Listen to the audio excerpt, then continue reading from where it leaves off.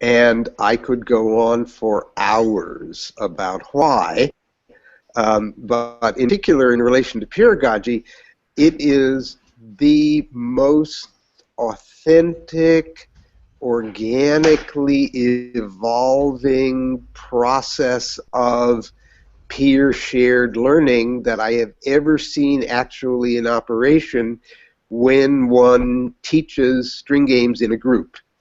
It's like immediately there are differences in each person's abilities and approach and level of interest, and with the right kind of support and structure, people just automatically, easily begin teaching each other, and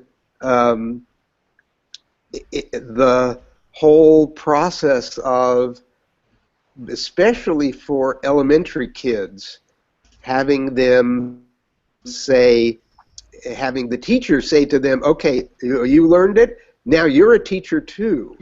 And the idea that all teachers in this class becomes just such a powerful basis for self-directed learning.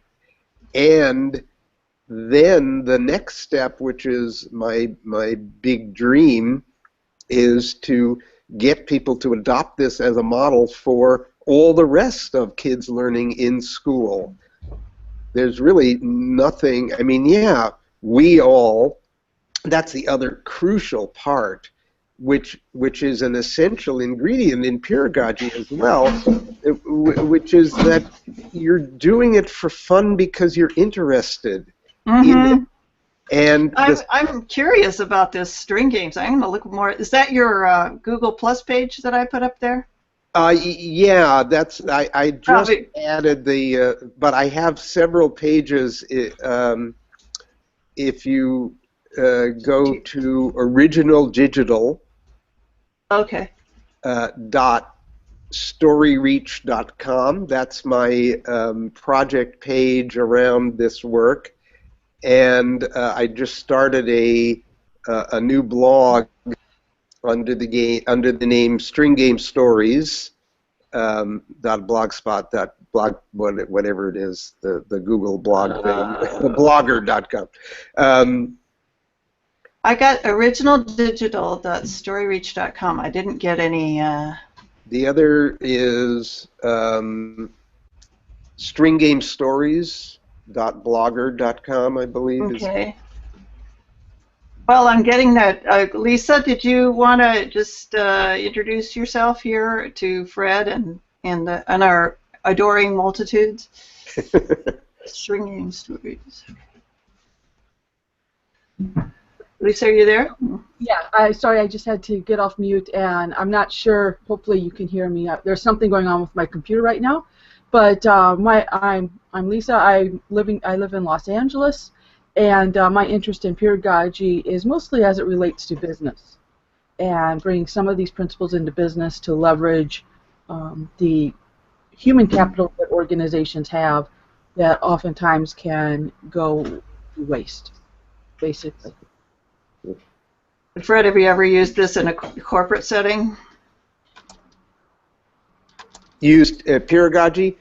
I mean, no. the string games approach. Oh, well, that's really what I do. I've been working as a teaching artist at the immersion charter school where I did my classroom teaching, and what I do all day, one day a week, is teach string games to kids in various groups. It's part of this wonderful staff development program they have where they hire what they call super subs, which means that the teacher doesn't have to write a lesson plan. A sub comes in who has something that they've already prepared that they do with the kids, and generally you get a 2.5 to 3 hour block with 2 different groups in a day. Sometimes it's shorter blocks, but I do this, I've done it with kids all the way from kindergarten through middle age, at Alianza, I've been able to do it over a period of the whole year, this past year. Mm-hmm. And then I also work as a substitute teacher, and whenever I do substituting in the classroom, I try to work in string games at some point. So that Rhizomatic, which is the other community that this overlaps with besides the CL MOOC, the rhizomatic learning Oh yeah. notion, I think, is also a really powerful one for this. Right. And so there's just this organic process where I teach the simplest, just a 3-step figure first to basically any group, and almost always at least a handful of kids will learn it right away. Something else, tell a story or take a break, do some other activity, and when I come back to it, okay, you guys who learned it, you're teachers too, and now we have small groups that organically form of who are the kids who feel most comfortable learning from this person or that person or from me. And then the third time we practice, we're getting usually close to where it's a one-on-one and everybody has an individual tutor. So is this your Pinterest page, or is this something else? No, this is somebody else's. I just pinned it and linked oh, I to see, it. I see. Yeah, I'm not getting string game stories, but I was curious about whether you'd used it in the actual corporate setting. It's .blogspot.com. Oh. In a corporate setting, it's stringgamestories.blogspot.com. Got it. Let me see if I can get it here. All right, is that no? Yes? No? That doesn't look like it? No, that's a wonderful book, but string game stories or games? Yeah, string game stories. Game stories plural? Yeah, no, you got 2 S's where you should have only one. String game stories. Yeah, okay, maybe that was it. There it is. Okay, well, you should have told me, Grandpa Suspender. Okay. Yeah, yeah, I cool. could have done it that way. And if you click on the about, it gives a link to how to do the string game, which is called Grandpa Suspenders, which is where the title comes from. All right. But I've been using it actually as so scroll down a little, and there's my go-to place for people to actually learn string games is Mom's Minivan. She has just wonderful tutorials on the mechanics of doing various string games. Wow. That work really well for kids, and it's great to have it on YouTube because you can just pause and rewind and go over and over it. But again, and just to get the point of this, it's the learning, or it's the process that they're learning, or the thinking process that they're learning while they're engaging in this. There are at least 5 major and not that really closely correlated learning correlates to this. Ambidexterity is one big piece of it. I just feel like kids have so little opportunity to really develop ambidexterity. People hardly teach keyboarding with 10 fingers anymore. My daughter is sorry to interrupt, but my daughter is left-handed, and she does a lot of things right-handed, and plus she dances, so she has to do equal movements on each side usually. I think that just occurred to me that might be there's great benefits to bilateral activity, but there's something about ambidextrous activity where all 10 fingers are actively involved that I really believe is stimulating brain balance, you're making connections across the hemispheres, Mm-hmm. and really creating pathways Wow. that then can be used for bilateral, both sides of the brain engaged at once, other kinds of learning. Now, does So that that's one apply whole. to? I'm sorry, you're echoing a little bit. Oh, Does I was that apply to adults as well as? absolutely, and I think it's one of those myths that somehow brain plasticity ends in childhood and you can't really change it or learn much as an adult. That peeragogy is one of the great antidotes to. But yeah, I think there are huge benefits. One of the things I've been thinking about actually is nursing homes. You know, that nursing home Yes. project Oh, great with idea. the fellow who started giving iPods to people who were basically incommunicative, and the music would bring back Hmm. memories and enable them to relate to people about things. Well, I think string games could do a very similar kind of thing, and any other children games as well Is could be a there? great way. Oh, sorry. A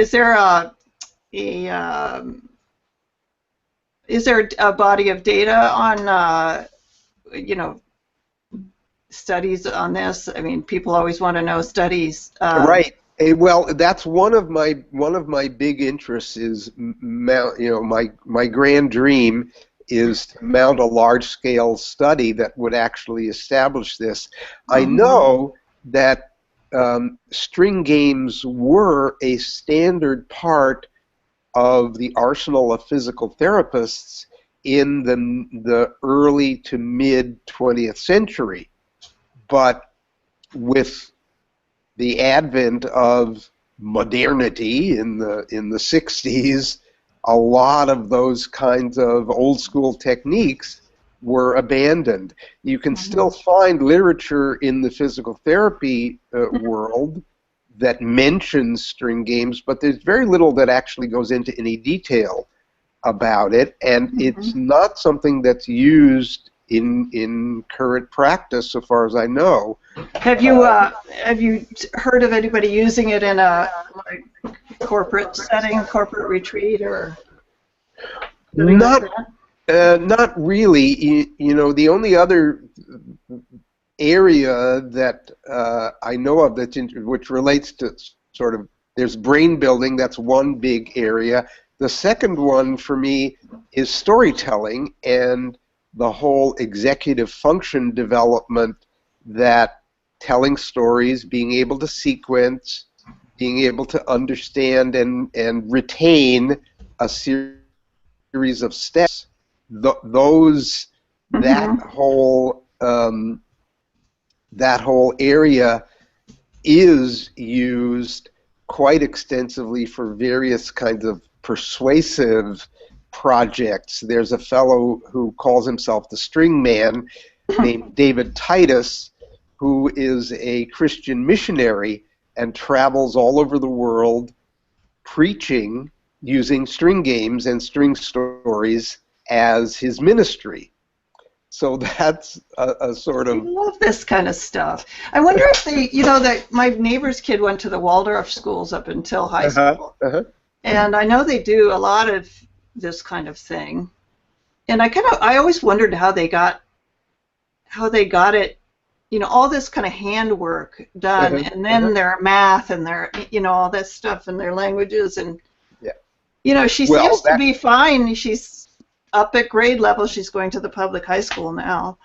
absolutely. But I mean, I think this is part of our whole approach in pedagogy, that it's really, you learn so much just by exploring, yes. and the Mhm. structured curriculum and this notion of standards and content that has to be mastered is really just throwback to the whole empty vessel, we're going to fill your fill your little glasses with our pitcher of wisdom approach to education.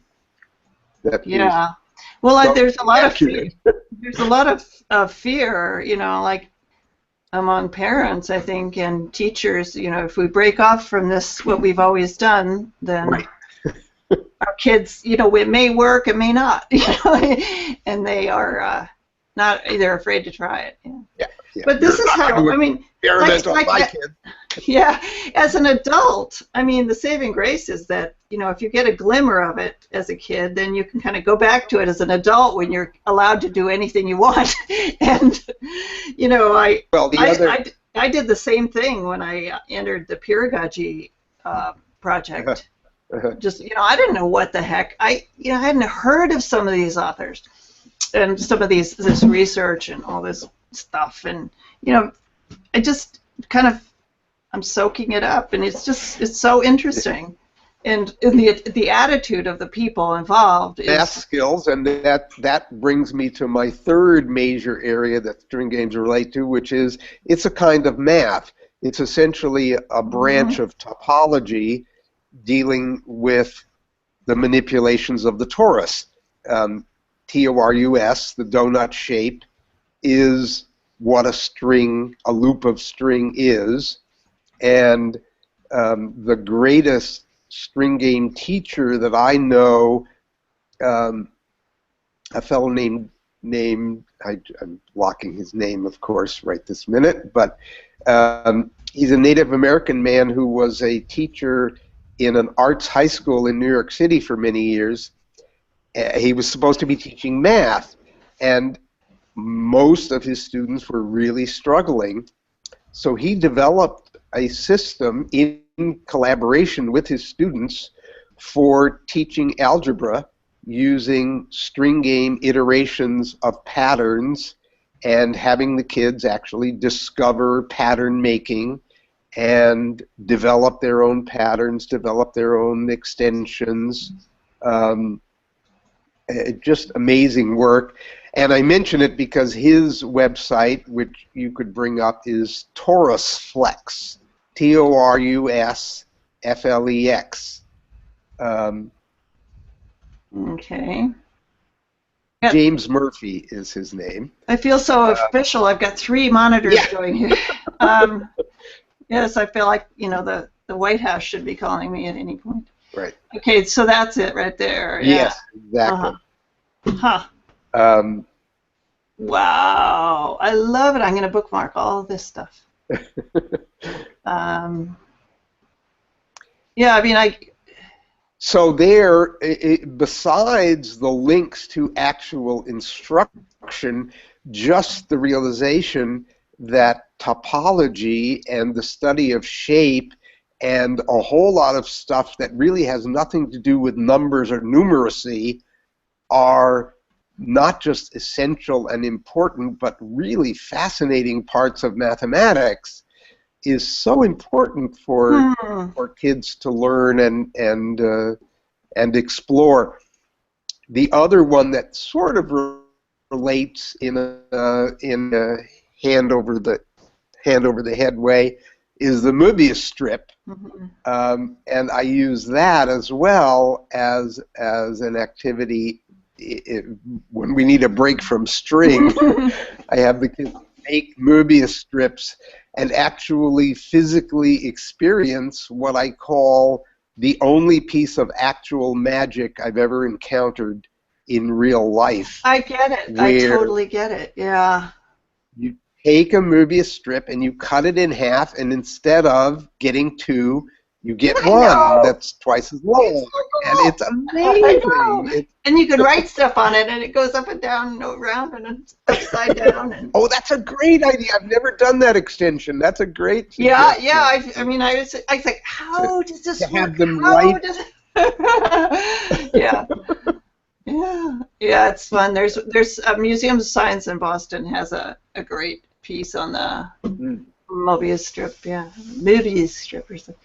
Well, let me just. Do you have, yeah, go ahead. Oh, I just wanted to see if Lisa's anything's occurred to you in this discussion that you wanted to contribute. I haven't. I'm I haven't been able to monitor the chat, so I'm sorry. Oh no, not no. It's just interesting. It's it's completely new to me, so I've just been. Yeah, I was wondering, I was trying to get Fred to see if if there's any corporate applications on this. I don't know if you.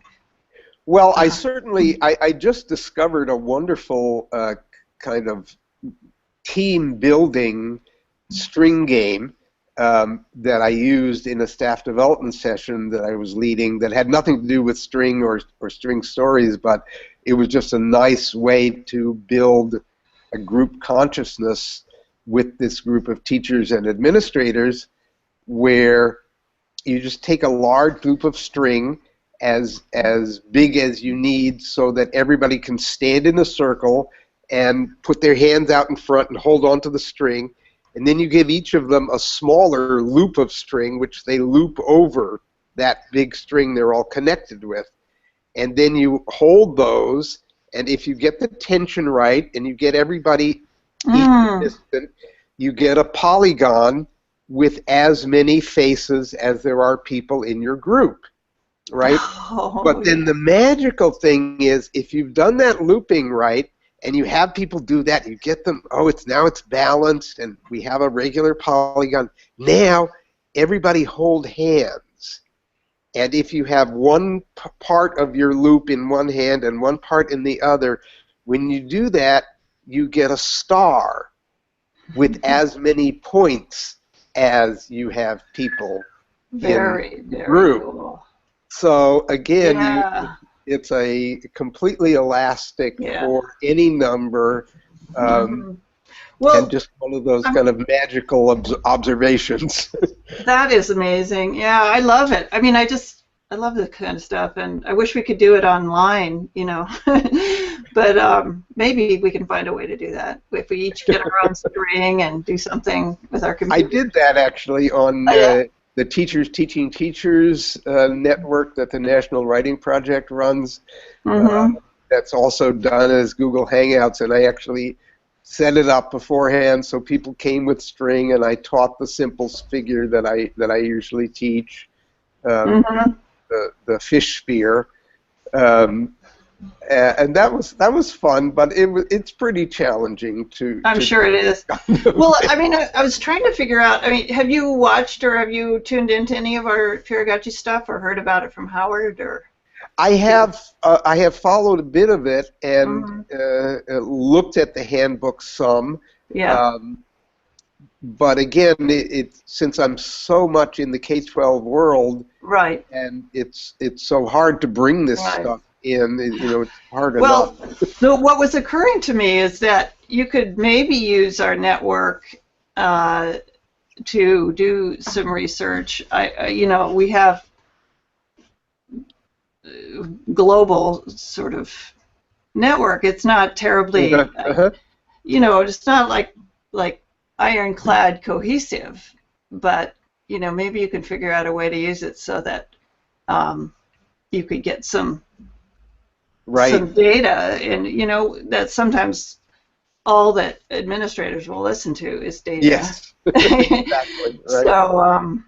So, that's interesting because that brings up number 4 of the connections, which is anthropology, which is really how I began. I mean, I did string games as a kid, but I first got really deeply involved with string games when I was studying anthropology, because it's one of those human universals like food and language. Just about every people in the whole world does some kind of string play. And absolutely. I have kids, and they've, especially my daughter, has done it. Yeah. And we have one member of the Peeragogy core group here that usually comes on Mondays, Karen Einstein, and she worked with the British Council in Spain, doing the ESL stuff, and or ELL, whatever they call it now. But you and she might have a good time talking. If you again? Her name is Karen Einstein.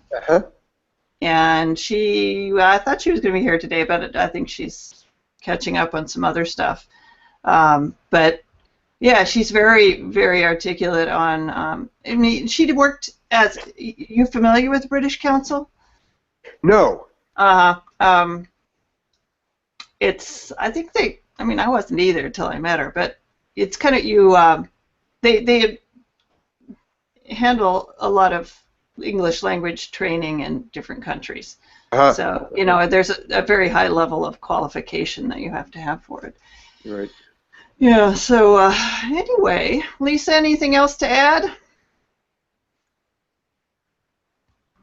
Actually, not at this time.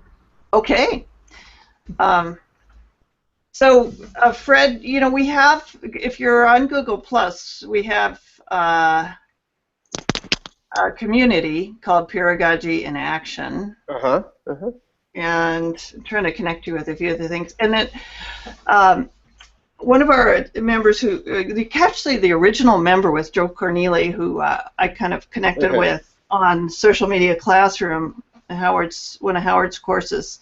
And Fabrizio Terzi is developing a dashboard for Peeragogy. So it's it's very cool and very graphical, and you know, we have all these different things, and Google Plus has been kind of a constant, but there are people, you know, that we like to connect with who aren't necessarily on every day and don't have the bandwidth for the Hangouts and stuff. So he's putting together a dashboard, and I'm hoping he could have that ready to do a presentation next week on Monday. So you know, that'll be a good thing. And then let me just put a few more things. Yeah. Oh, did you go onto the event page?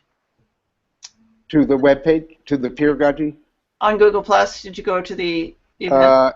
I'm pretty sure I've been in that community. I know I got the. How did you get this? Yes, it's the Google Plus page that I came in through. Okay. The actual event page for this Monday Hangout. Right. Has a bunch of the. I bookmarked all my links, and then I copied it and put it in the.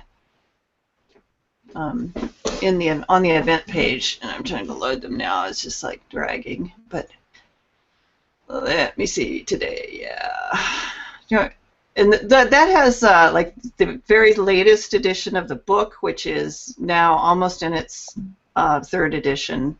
Right. Are you talking about the Peeragogy in Action community? Well, it's no. Well, yes, it's linked there, but this is the actual event page. Here, let me put it in the chat. And are you getting the chat links? Are you getting? No. Oh, let's see. Oh, yeah, Karen. Oh, yeah. Yeah. Okay. So there's the event page, and let's see. Oh, Arthur, hi! Arthur Oglesby is. Hang on, I don't know. Arthur, I hope you were not trying to get in, but you're welcome to pop in if you're available. Yeah, here. So the handbook is almost in version 3, and that's, you know, there's been a lot of revision on that, and we did a pattern language paper that's in there for a conference, and you know, it's good.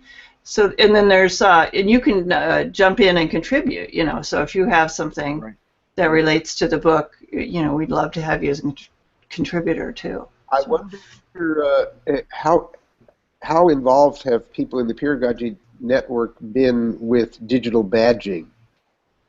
Is that something that we had looked into it at one point, and I guess we haven't completely, you know, there's a certain resistance to assessment and, you know, all that in the community. So it's not that we're against it, and I think maybe it would be a good thing. We just kind of have to find the right approach.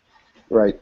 And there's a great quote. There's a Canadian educator named Joe Dillon, I don't know if Mm-hmm. you've seen his work. Not that I know of. I put his Okay. a quote in my email footer from Oh him. yeah. Uh-huh. Assessment is not a spreadsheet, it's a conversation. Yeah. Interesting. That is a good way to put it.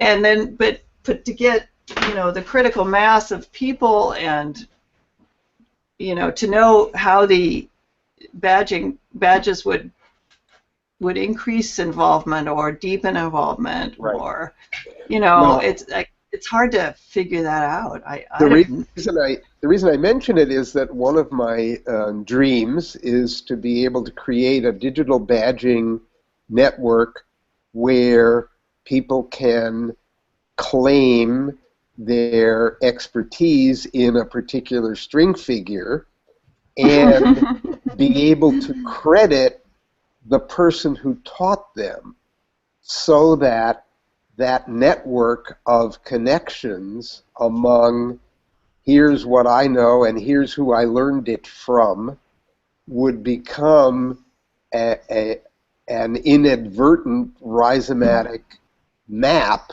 Mm-hmm. of what the learning connections are within this community.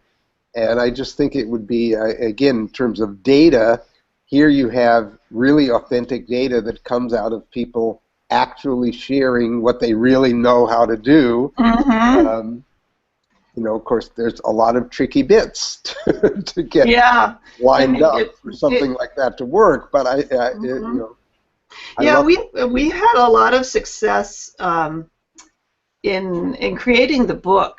I mean, it's a big book, and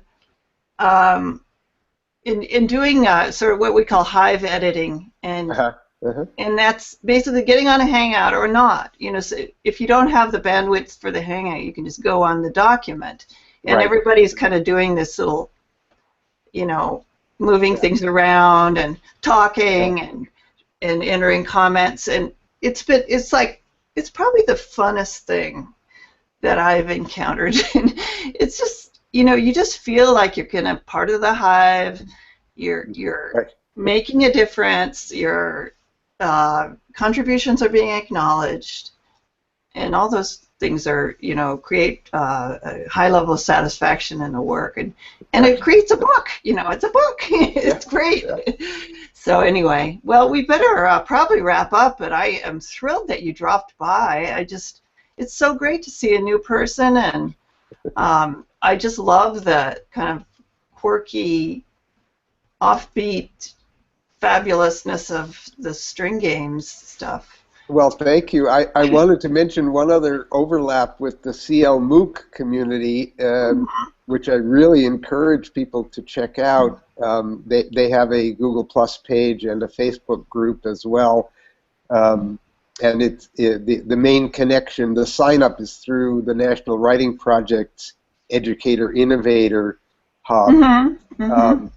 But one of the things that somebody mentioned when Möbius strips came up that I connected through that tip was Möbius knitting, where Oh my God. using a circular knitting needle, this person has created a Klein bottle hat. That is great. I do knitting, and I know that my friend who's better than I am does Möbius scarf, Yeah, but that is great. What is it called? What bottle hat? A Klein bottle hat. So the Klein bottle is the impossible to actually physically see in our world three to four dimensional object that gets created if you take a Möbius strip and you join its single edge to itself so that you get what would be a three-dimensional instead of a sort of originally two-dimensional. Oh, you're blowing my mind. This is just too great. Yeah, it's one of the greatest entrees to the idea of multidimensional universes for people who are Mhm. especially kids in school who had never really thought about things like that at all. Or they live in one kind of, and they haven't been told that it doesn't exist yet. All right. Well, let's reconvene next week, and we will make sure that we ping you directly, and you know, All get right. you on, Fred. I Right. would love it. Feel free to contact me or anyone else in the meantime. Great. Okay. Yeah, thanks for the opportunity. Oh, you're Bye-bye. welcome. Thanks for coming.